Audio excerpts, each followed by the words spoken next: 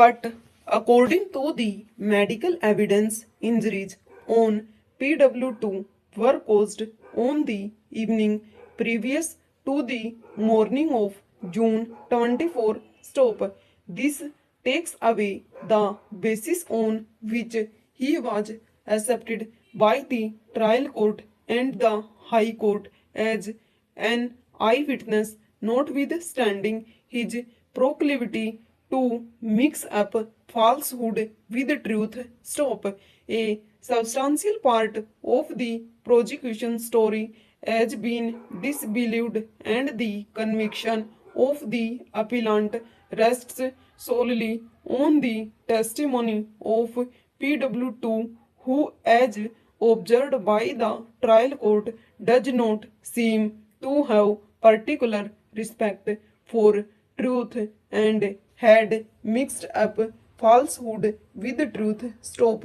His credibility as an eyewitness lay only in that the trial court and the high court assumed that he had received injuries in the same occurrence in which the deceased was killed. Stop. That assumption does not appear to be very sound and is not borne out by the evidence on record. Stop. Stanza. The defense plea that PW2 had received the injuries on the evening of June 23 and not in the morning of June 24 gains credence from the fact that an incident between the two sides had admittedly taken place on the evening of June 23, 1995. Stop. In the face of admitted position and the medical evidence, it is difficult to accept that the injuries found on the person of PW2 were received by him in the morning of June 24. Stop. From this, either of two inferences would logically follow. One, PW2 was not at the occurrence in which the deceased was killed in the morning. Stop.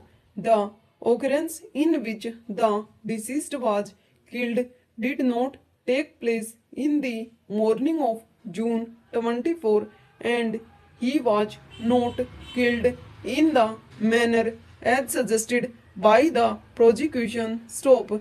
Both the inferences are equally damaging to the prosecution case. Stop. In view of the facts and the circumstances, it would be highly unsafe to uphold and sustain the appellant's conviction for the offense of murder, and the prudent and safe course would be to give him the benefit of doubt. Stop. Accordingly, he is acquitted of the charges under sections 302 and 324 IPC. Stop. Stanza.